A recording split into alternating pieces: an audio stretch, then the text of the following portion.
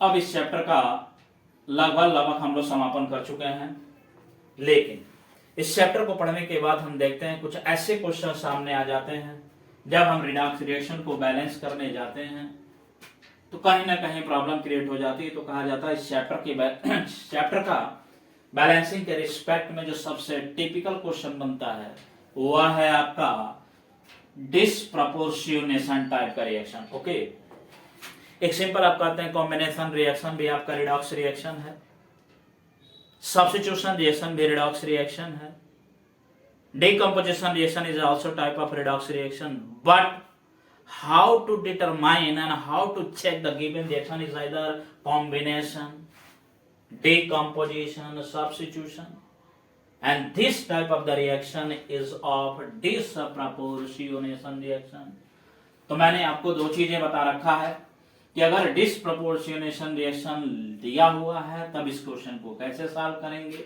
तो मैंने कहा सबसे पहले आप देखिए कि किस नंबर से आप बैलेंस करने जा रहे हैं, तो ऑक्सीडेशन नंबर मेथड से बैलेंस करने जा रहे हैं। और आपको पता है कि ऑक्सीडेशन नंबर मेथड में सबसे पहले हम लोग क्या करते हैं, स्टेप वन हम कहते हैं क्या लिखने के लिए कि आप वही स्केलेटल इक्वेशन जो क्वेश्चन दिया हुआ है उसी क्वेश्चन को आप लिखते हैं और उसी को हम कहते हैं right the skeletal equation that is I2 plus OH minus change into I minus plus IO3 minus plus H2O। Okay, यह जो मैंने लिखा है इस समय यह कौन सा रिएक्शन है या कौन सा स्टेप है, that is the step first, write the skeletal equation. Okay, then we see and we write the oxidation number of each element, that is oxidation number of iodine is 0, here OH is -1, I -1, IO3 में oxygen का आप देखते हैं कितना होता है -2 होता है, तो यहाँ पर निकाल लेंगे तो कितना आ जाएगा +5, 3 2 जा 6, 3 2 जा 6, 6 होगा, 6 उधर जाएगा +6 होगा, +6 में से -1 जाएगा तो क्या आ जाएगा +5। साथ ही साथ यहाँ पर मान लीजिए अगर लगाना चाहते तो लगा सकते हैं, ऑक्सीजन का -1 है और +1 किसका है, H2O का है। ठीक है, अब इस क्वेश्चन में प्रॉब्लम ये क्रिएट होती है कि वह कौन सा स्पीसीज है जिसका ऑक्सीडेशन हो रहा है और कौन सा ऐसा स्पीसीज है जिसका रिडक्शन हो रहा है। तो ऐसे कंडीशन में हम रिएक्शन को क्या कर देते हैं, कुछ इस प्रकार से लिख लेते हैं I plus OH minus change into I minus plus IO3 minus plus H2। और इसी के साथ मैंने कहा कि I पर ऑक्सीडेशन नंबर कितने का दिखाई दे रहा, -0 और यहाँ पर -1 और यहाँ पर कितना दिखाई दे रहा, +5 दिखाई दे रहा है। तो आप यहाँ देखिए एक जो है I के साथ यदि कोरिलेट करें तो कोरिलेट करने पर आप देखेंगे I0 change into I minus, इसका मतलब इसने इलेक्ट्रॉन का लॉस किया, गेन किया है, तो गेन किया है, कितने इलेक्ट्रॉन का गेन किया, एक इलेक्ट्रॉन का गेन किया, तो गेन ऑफ 1 इलेक्ट्रॉन, और गेन अगर है तो ये क्या है, रिडक्शन है। सिमिलरली उसी तरह से यह जो I है इस I का इस I के साथ देखें तो I 0 से +5 हो रहा है, I 0 से +5 होने का मतलब है कि लॉस हो रहा है, तो कितने इलेक्ट्रॉन का लॉस है, तो लॉस ऑफ 5 इलेक्ट्रॉन, और लॉस अगर है तो क्या है, ऑक्सीडेशन है। तो अब आपको पता चल गया कि किसका ऑक्सीडेशन और किसका रिडक्शन है। जबकि यहां से अगर आप देखने बैठेंगे तो या तो I2 को इसके साथ चेक कर लेंगे या तो इसके साथ चेक करेंगे, तो कंफ्यूजन होगा कि अगर इसके साथ मिला है तो दूसरा स्पीसीज है कौन जिसकी वजह से दूसरा रिडक्शन हो रहा है या ऑक्सीडेशन हो रहा है। तो इसको पहचान करने के लिए हमने सबसे पहले इस I2 को दो पार्ट में डिवाइड कर दिया, I और I, और उस पे एलिमेंट्री स्टेट होने के कारण ऑक्सीडेशन नंबर कितना लिख लिया, 0। तो अब इसमें हमने देखा कि दो प्रकार का रिएक्शन हो गया, रिडक्शन और ऑक्सीडेशन। मैंने कहा जब ऑक्सीडेशन और रिडक्शन रिएक्शन देख लेते हैं तो अगले स्टेप में आप क्या करते हैं, स्टेप नंबर 2 में क्या करते हैं, स्टेप नंबर 2 में ऑक्सीडेशन नंबर आप दिखा दिए। अब स्टेप नंबर 3 में आप क्या करते हैं कि ऑक्सीडाइजिंग एजेंट कौन सा, रिड्यूसिंग एजेंट कौन है। तो मैंने आपको कहा कि जिस रिएक्शन का या जिस स्पीसीज का रिडक्शन होता है वह ऑक्सीडाइजिंग एजेंट है और जिसका रिडक्शन ऑक्सीडेशन होता है वह रिड्यूसिंग एजेंट है।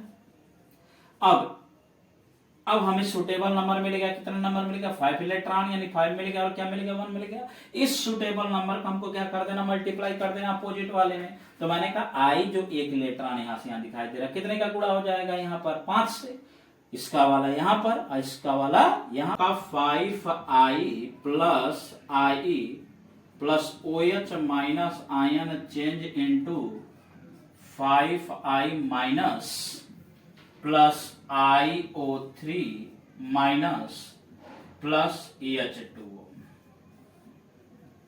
ओके, मैंने कहा कि जैसे ही 5 से गुणा अगर इसमें ऑक्सीडाइजिंग एजेंट में किए हैं तो आपको फिर यह नंबर ऑफ एटम को बैलेंस करना है। तो नंबर ऑफ एटम को बैलेंस करने की आई की संख्या कितने दिखाई दे रही है, 6 दिखाई दे रही है, 6 है। साथ ही साथ यहाँ पर भी कितने दिखाई दे रहा है, 6 दिखाई दे रहा है।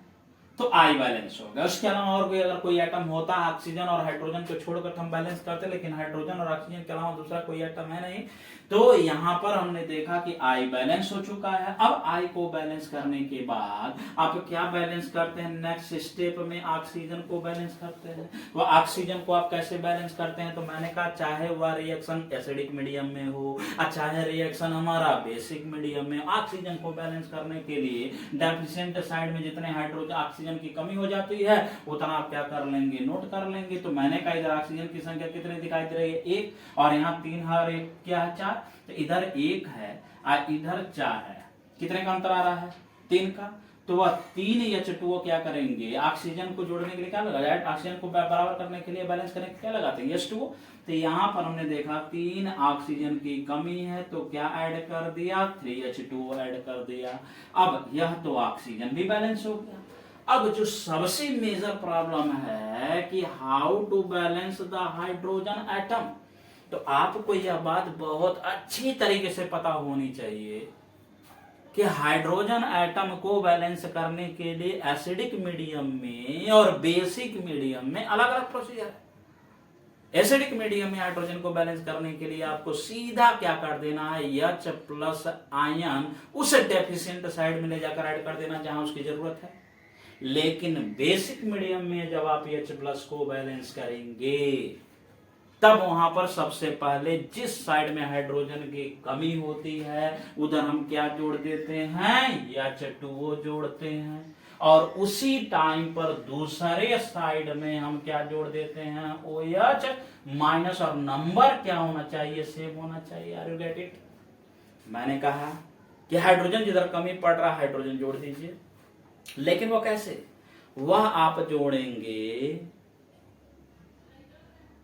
H2O पहले ऐड करिएगा और उतने ही नंबर में दूसरे साइड में क्या ऐड कर दीजिएगा, OH माइनस। दे के दिखाते हैं कैसे। First of all you count the hydrogen atom here 1 and 6, total कितना हुआ 7 हुआ। यहां पर कितना दिखाई दे रहा है 2, तो यहाँ 7 है, यहाँ 2 है, कितने हाइड्रोजन की कमी हुई 5। तो आपको तुरंत दूसरे साइड में क्या कर देना है, 5H2O जोड़ देना है। और जैसे ही 5H2O आप जोड़ रहे हैं उतने ही नंबर में दूसरे साइड में क्या जोड़ दीजिएगा, 5OH माइनस। यही बात मैं बोलना चाह रहा हूं कि आपको OH को कैसे बैलेंस करना है। ओके, अब आप क्या करेंगे, अगले स्टेप में जो भी डुप्लीकेसी खत्म कर लिया, और जो दूसरा जो लिखने का तरीका है वो लिखने के तरीके को सही कर दीजिए। जैसे मैंने आई लिखा है, आपको पता है कि मैंने आई क्यों लिखा है। अब लेकिन क्वेश्चन में आई ना देके कैसे दिया, I2 के फॉर्म में, तो हम भी इसको मिलाकर क्या कर देंगे, I2 के फॉर्म में लिखेंगे। तो जब I2 के फॉर्म में लिखेंगे तो यहाँ 5I दिखाई दे रहा है, 1 I, तो टोटल कितना हो गया 6। तो 6I2 को हम कैसे लिख लेंगे, 3I2। Are you get it. आपको समझ में बात आ रही है कि मैंने क्या लिखा है। हाँ, यस 5 और 1 मिलकर 6 हुआ, तो 6 को हमने क्या कर दिया, 3I2 कर दिया, प्लस ये तो खत्म हो गया सीन। अब बात आती है कि आपका 1 OH यहाँ दिखाई दे रहा है और 5 OH यहाँ दिखाई दे रहा है, तो टोटल दान न देना क्या कर दीजिएगा, 6 OH माइनस कर दीजिए। इसमें भी कोई दिक्कत नहीं होनी चाहिए। और साथ ही साथ कितना H2O दिखाई दे रहा है, 3H2O भी लिख लीजिए। एरो बनाइए। एरो के बाद आप लिखे हैं 5I minus plus IO3 minus. अब एक H2 ये है और 5H2 ये है, टोटल मिलकर कितने हो गए, 6H2। ठीक है। अब यहां देखिए लेफ्ट हैंड साइड में भी H2O दिखाई दे रहा है, राइट हैंड साइड में भी H2O दिखाई दे रहा है, तो करेंगे क्या, तो मैंने कहा डुप्लीकेसी को खत्म कर दीजिए। कैसे, कम वाले को दूसरे साइड में ले जाइए। तो आप जब इसको इधर ले जाएंगे तो इधर ले जाएंगे तो माइनस होगा, माइनस 6 H2O में से 3 H2O घट जाएगा, तो फाइनली कितना बचेगा, 3 H2O बचेगा। तो वह 3 H2O कैसे, मतलब 3I2 प्लस 6OH माइनस, ये तो खत्म हो गया। खत्म होने के बाद एरो यहां हो गया 5I minus plus IO3 minus plus, अब 6 H2O रहा कि 3 H2O, तो मैंने कहा 3 घट गया, कितना बच गया, 3 H2O। चेक कर लीजिए रिएक्शन बैलेंस हो चुका होगा, कि मैंने सारा स्टेप वही किया है जो स्टेप होता है। चेक कर लीजिए I की संख्या कितनी है, 6 है, यहां भी I की संख्या कितनी है, 6 है, बराबर है। ऑक्सीजन की संख्या 6 है, ऑक्सीजन की संख्या यहां पर 3 और 3 यहां पर 6, हाइड्रोजन की संख्या 6 और हाइड्रोजन की संख्या 6। तो यह रिएक्शन क्या हो चुका है, बैलेंस हो चुका है। तो बच्चों यह जो क्वेश्चन है I2, खासकर कभी कभी दिखाई देगा Br2, कभी कभी दिखाई देगा Cl2, तो इस तरह का जो रिएक्शन है ना, रिडक्स रिएक्शन, ये डिस्प्रोपोर्शनेशन टाइप का है। आप उसको 2 पार्ट में स्प्लिट कर दीजिए और रिएक्शन खुद बैलेंस होता चला जाएगा। बात समझ में आ रहा है? Are you get it?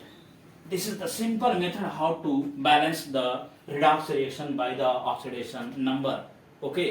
अब अगला क्वेश्चन जो इसी से बहुत इंपॉर्टेंट क्वेश्चन होता है वो हम नेक्स्ट वीडियो में देखेंगे आपके अपने चैनल पीके पाठशाला पर। Okay, thank you.